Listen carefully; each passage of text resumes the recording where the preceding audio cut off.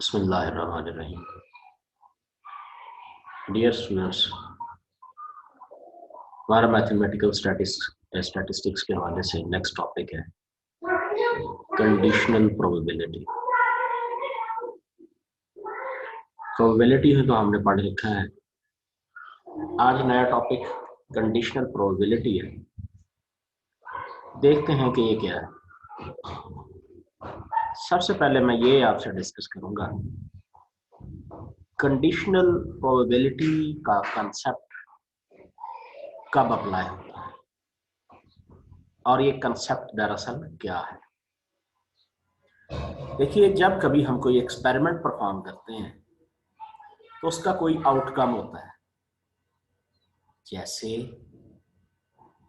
आप coin toss करते हैं तो उसका आउटकम हेड हो सकता है या फिर टेल हो सकता है। कॉइन की सैंपल स्पेस में दो एलिमेंट्स हैं, एक हेड है एक टेल है। लेकिन कॉइन टॉस करने जब ये एक्सपेरिमेंट करेंगे तो फिर हमारे पास आउटकम एक आता है, कोई एक होगा, या हेड होगा या टेल। लाइकवाइज अगर आप कोई फेयर डाई रोल करते हैं तो उसकी सैंपल स्पेस में 6 एलिमेंट्स, देयर आर 6 एलिमेंट्स, लेकिन आउटकम में कोई एक आएगा। कंडीशनल प्रोबेबिलिटी ये है कि जब आप कोई एक्सपेरिमेंट परफॉर्म कर रहे हैं तो आप कोई एडिशनल इंफॉर्मेशन मुहैया कर देते हैं जिसकी वजह से उस एक्सपेरिमेंट के हवाले से जो सैंपल स्पेस है वो रिड्यूस हो जाती है। उस रिड्यूस सैंपल स्पेस के साथ जो प्रोबेबिलिटी एसोसिएट की जाती है, बस उसी का नाम कंडीशनल प्रोबेबिलिटी है। अब जरा देखते हैं ये बात इन वर्ड्स में क्या कहता है। The sample space for an experiment must often B change when some additional information pertaining to the outcome of experiment is received। यही बात मैंने आपसे कही कि जब भी किसी एक्सपेरिमेंट के आउटकम के हवाले से एडिशनल इंफॉर्मेशन आपको दे दी जाए तब पहले वाली सैंपल स्पेस बाकी नहीं रहती बल्कि वो रिड्यूस हो जाती है। The effect of such information is to reduce the sample space by excluding some outcome as being impossible। Additional information की वजह से जिस आउटकम के आने का इहतमाल बाकी ना रहे वो इम्पॉसिबल में चला जाता है, उसको निकाल दिया जाता है, जिसका नतीजा क्या होता है, सैंपल स्पेस रिड्यूस हो जाती है। द प्रोबेबिलिटीज, ये हाईलाइट किया गया result, the probabilities associated with reduce sample space are called conditional probabilities. अब यही बात जो पहले भी मैंने आपसे की है, इसे एक एग्जांपल को मद्देनजर रखते हुए ये बात करते हैं। Let us consider die throwing experiment with a sample space. जब एक डाई रोल की जाती है तो उसकी सैंपल स्पेस में देयर आर 6 एलिमेंट्स। 1 डॉट आ सकता है, 2 डॉट्स आ सकते हैं, 3 आ सकते हैं, 4 5 लाइकवाइज 6 डॉट्स आ सकते हैं। Suppose we wish to know the probability of the outcome that the die shows 6। कहता है हम ये देखना चाह रहे हैं कि प्रोबेबिलिटी कि डाई 6 अगर शो करती है तो इस इवेंट का हम प्रोबेबिलिटी चेक करना चाहते हैं। इवेंट का नाम ए रख दिया गया। अब यहां से कंडीशनल प्रोबेबिलिटी के लिए आपकी जहानत, आपकी सोच, आपकी फिक्र का आगाज यहां से होगा। If before seeing the outcome we are told that the die shows an even number of dots, say event B। अब हम यहां से अपनी फिक्र से, अपनी सोच से एक और इवेंट को शामिल कर रहे हैं। वो ये कि उसकी डिमांड तो 6 की थी कि 6 डॉट आने चाहिए, लेकिन हम ये कहेंगे कि इवन नंबर ऑफ डॉट्स अगर रख लिए जाएं तब हमारे पास, क्योंकि 6 इवन है तो अब 6 नंबर ऑफ डॉट्स का जो है इवेंट अगर रख लें तो इवन नंबर्स डाई के पर जो है वो शो होंगे, वो रहेंगे, और ऐसी आउटकम जिसमें ऑड है 1 3 5 उनको हम निकाल देंगे, मिनहा कर देंगे। इस तरह हमारे पास एक अदद रिड्यूस सैंपल स्पेस बनेगी। अब उस सैंपल स्पेस का नाम अब एस की बजाय नया नाम बी रख लीजिए, तो उसके अरकान 2 4 6 होंगे। अब जो हमारे पास रिक्वायर्ड प्रोबेबिलिटी है रिड्यूस सैंपल स्पेस बी के साथ, पहले एस थी, ये देखिए ये कर्सर जहां पर ब्लिंक कर रहा है, पहले एस थी, लेकिन अब वो रिड्यूस होकर क्या हो गई है, वो सैंपल स्पेस अब एस ना रही, उसका नाम हमने बी रख दिया। एस में 6 एलिमेंट्स है, अब 3 एलिमेंट्स। अब 6 डॉट आने की प्रोबेबिलिटी यहां खुद ही आप कैलकुलेट कर लेंगे, वो क्या होगी 1/3। ठीक है जी, तो ये हमारे पास चूंकि इक्वली लाइकली इवेंट है, ये जो 1/3 आई है we call 1/3 as the conditional probability of the event A because it is computed under the condition that the die has shown even number of dots। 6 के आने की प्रोबेबिलिटी को हमने एडिशनल इंफॉर्मेशन ऐड कर ली कि इवन नंबर ऑफ डॉट्स के reference के साथ उसे कैलकुलेट किया जाए, तो फिर probability of die show 6 divided by probability die show even number of even numbers. तो वहां 6 के शो होने की एक प्रोबेबिलिटी और इवन नंबर्स हमारे पास डॉट्स 3 थी उनकी तादाद, ये हमारी प्रोबेबिलिटी कैलकुलेट हो गई। अब इस बात को लिखेगा कैसे, प्रोबेबिलिटी ऑफ ए, ये सिंबल है जी, given that probability of A given that b, ये पढ़ना ऐसे। सबसे पहले ये बच्चों के जहन में होना चाहिए, स्टूडेंट्स के, इस बात को हम पढ़ेंगे कैसे, probability of A given that B, where vertical line is read as given that, ये जो एक लाइन आती है ना probability of given that B, this is the in fact probability of getting 6 in reduced sample space B, symbolize probability of A given that B। अब इससे क्या करता है जी, फार्मूला कैसे बनेगा, number of sample points in A intersection B divided by number of sample points in B। यहां से check करते हैं जी, सैंपल स्पेस है और A है सेट, B है A इंटरसेक्शन B है। A वो इवेंट जिसमें हमें सिर्फ 6 चाहिए, ये देखिए आपको लिखा हुआ है।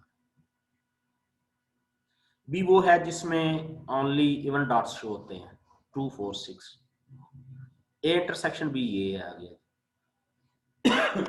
अब आप यहां से देख सकते हैं दोनों का इंटरसेक्शन 6, ओनली 1, सिर्फ एक ही चीज शो हो रही है कि 6 डॉट्स A इंटरसेक्शन B में। अब number of elements in A intersection B divided by number of elements in the B,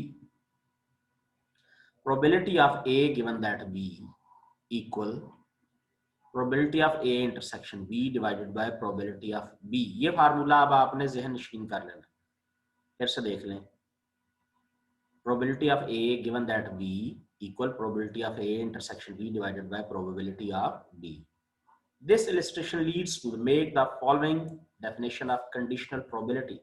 अच्छा ये देखिए, कंडीशनल प्रोबेबिलिटी के मुतालिक जब भी आपसे कुछ पूछा जाए, जो आपने इंफॉर्मेशन देनी है या लिखनी है, तो वो प्रॉपर इंफॉर्मेशन यहां से स्टार्ट हो। If A and B are two events in a sample space S and probability of B is not equal to 0, then the conditional probability of the event A given that event B written as probability of A given that B is defined as probability of A given that B equal probability of A intersection B divided by probability of B। probability of if probability of B 0, हमने ये कहा कि probability of B not equal 0, ये देखें जहां पर cursor, probability of B not equal 0। लेकिन अगर कहीं पर probability of B equal 0 हो जाती है तो फिर conditional probability undefined। अच्छा यहाँ पर एक मल्टीपल चॉइस समझ लीजिए, या आप इसे वाइवा का क्वेश्चन समझ लीजिए। कि ये चीज देकर आपसे पूछा जाए calculate probability, what is the formula probability of b given that a. ये क्या है? Probability of A given that b. इसको कैसे बना लिया जाए? Probability of b given that a. वो ये देखे सिमिलरली, तो उसका फार्मूला होगा probability of A intersection B divided by probability of a, where probability of a greater than 0। अच्छा, अब conditional probability 3 axioms of probability को सेटिस्फाई करती है। चेक करते हैं कि कैसे सेटिस्फाई करती है। Probability of A given that B is positive and less than equal 1। दूसरा axiom, probability of S given that B equal 1। अच्छा, अब इसे एक्सपेंड कैसे? इसका फार्मूला क्या होगा? इसका फार्मूला होगा probability of S intersection B divided by probability of B. ये कंडीशनल प्रोबेबिलिटी का फार्मूला मैंने यहां लगा दिया। एस इंटरसेक्शन बी बी के बराबर होगा, तो probability of B divided by probability of B equal 1। तो इसका मतलब है probability of S given that B equal 1। दूसरा एक्सियम भी सेटिस्फाई हो गया। तीसरा है probability of A1 union A2 given that B equal probability of A1 given that B, probability of A2 given that B, provided that A1 and A2 are mutually exclusive। तो ये देख लें, तीसरा एक्सियम इस अंदाज से फिर लिखा जाएगा। ये तीनों axioms basic axioms of probability in the sense of conditional probability ये लिखे गए हैं। Thus, to determine the conditional probability of A given that B, either we directly calculate the probability of A relative to the reduced sample space B, or we use probability of A intersection B and probability of B, the probabilities of the event in the original sample space S। या तो directly उसकी calculate कर लें या फिर ये दोनों चीजें बनाकर डिवाइड कर लें। अब यहाँ एग्जाम्पल की मदद से वजाहत कर लेते हैं कि हमारे पास देखिए 2 coins are tossed. What is the conditional probability that 2 heads appear given that there is at least 1 head? अच्छा, given that, ये बात यहां से इंपॉर्टेंट है, आपने इसका ख्याल रखना है। 2 coins अगर टॉस किए गए सैंपल स्पेस में कैसे एलिमेंट आ सकते हैं? या तो पॉसिबिलिटी है दोनों पर हेड आएगा, या फिर पॉसिबिलिटी है पहले पर हेड दूसरे पर टेल होगी, या फिर पॉसिबिलिटी है पहले पर टेल दूसरे पर हेड आएगा, या फिर पॉसिबिलिटी है कि दोनों पर टेल आएगी। Let a represent the event that 2 head appear and b क्या होगा? There at least 1 head. अब हमने क्या कैलकुलेट करना जी? Probability of A given that b. चलिए जी, अब हम इसको देखते हैं।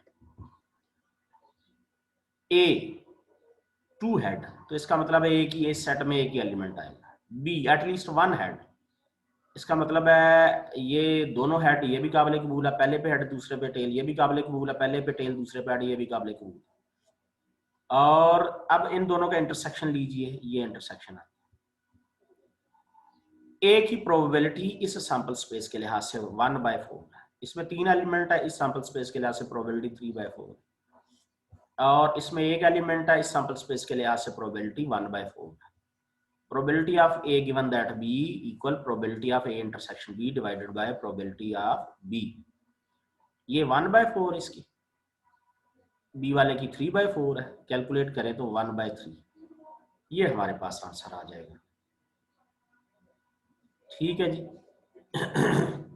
एक और हम देखते हैं जी एग्जांपल, जरा ज्यादा क्लियर हो जाएगा।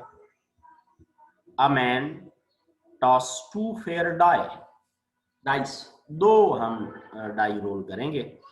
What is the conditional probability that sum of the 2 die will be 7? ये एक इवेंट हो गया। Given that sum is odd. अच्छा, पहला हमारे पास जो इवेंट है वो सम 7 का। अब गिवन दैट में एक और इवेंट है sum is odd, given that में एक और इवेंट है ग्रेटर देन 6, गिवन दैट में तीसरा है उसमें सेम आउटकम है। अब sample space S for this experiment consist of the following 30। अच्छा, अब ये देखिए वाइवा का क्वेश्चन कि अगर हम 2 फेयर डाई रोल करते हैं तो सैंपल स्पेस में कितने एलिमेंट्स आएंगे? 36 आ जाएंगे। 6 6 36। पहला event A sum is 7, given that में B sum is odd, given that में सी क्या है event? Sum is greater than 6, given that में डी इवेंट क्या है? 2 die have the same outcome. चलिए जी देखते हैं।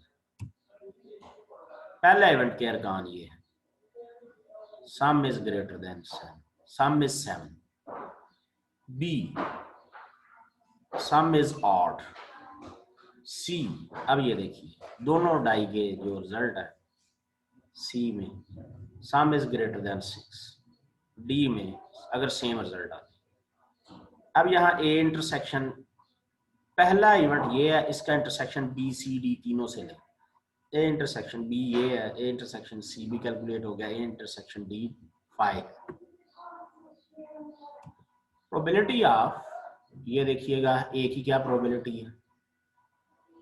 ए में 6 एलिमेंट्स, सैंपल स्पेस में 36 है, probability of A 6/36, probability of B 18/36, probability of C में 26 एलिमेंट इवेंट में, तो उसमें सैंपल स्पेस के साथ डिवाइड करें तो उसकी प्रोबेबिलिटी 21/36 और डी की 6/36। Probability of A intersection B क्या होगी? ए इंटरसेक्शन बी भी कैलकुलेट किया था 6/36, ए इंटरसेक्शन सी भी कैलकुलेट, उसमें 6 एलिमेंट है, 6/36 प्रोबेबिलिटी हो जाएगी। ए इंटरसेक्शन डी भी कैलकुलेट किया था, 5 आया था, कोई एलिमेंट नहीं था तो उसकी प्रोबेबिलिटी 0 हो जाएगी। अब हम कंडीशनल प्रोबेबिलिटी अप्लाई करते हैं। Conditional probability, probability A intersection B, किसके इक्वल फार्मूला होगा? Probability A intersection B divided by probability of B. तो ये आप लगाइए, इसकी वैल्यू भी ये जो कि हमने अभी ऊपर कैलकुलेट की हुई है, ये देखिए ये सारी कैलकुलेट कर रखी है। इन वैल्यूज को इधर पुट कीजिए 1/3। फिर probability of A intersection B, इसकी वैल्यूज लगाइए 2/7, probability of A given that D, इसमें भी ये फार्मूला लगाकर वैल्यूज लगाइए तो 0 आंसर आएगा। ये हमने 2 एग्जांपल की हैं, ये तीसरी एग्जांपल आप खुद देख लीजिएगा। probability that are randomly selected poker 5 cards contain exactly 3 aces given that it contains at least 2 aces। ये आप देखिएगा, अगर आपको इसमें कोई इशू आए, कोई प्रॉब्लम आए तो आपने फिर मुझे बताना है। अब आप आज का काम नोट करवा लें, जो आपने कमेंट सेक्शन में जाके लिखना है। ये जो मैंने आपको डेफिनेशन लिखवाई है ना, इससे हट के आपने सर्च करके या किसी और बुक से लिखनी है। Definition of the conditional probability, ये है जी पहला सवाल। दूसरा, कोई कंडीशनल प्रोबेबिलिटी की आपने एग्जांपल देनी है। तीसरा, स्पेशल केसेस ऑफ प्रोबेबिलिटी। ये 3 और आखिरी axioms of the conditional probability. 4 सवालों के जवाब दोबारा से मैं रिपीट कर देता हूँ। पहला सवाल है व्हाट इज कंडीशनल प्रोबेबिलिटी, फिर दूसरा एग्जांपल ऑफ कंडीशनल प्रोबेबिलिटी, फिर आपने इसमें एक्सियम्स जो हैं प्रोबेबिलिटी के वो बताने हैं, और फिर है special cases of the probability. ये चारों सवालों के आंसर्स आपने तलाश करके कमेंट सेक्शन में लिखने हैं। फिर आपने जो आंसर लिखेंगे, इन चारों सवालों के स्क्रीनशॉट्स आपने अपने CR और GR दोनों को सेंड करने हैं, ताकि फिर आपकी अटेंडेंस भी मेंटेन की जा सके। आज के लिए इतना ही। Thank you very much.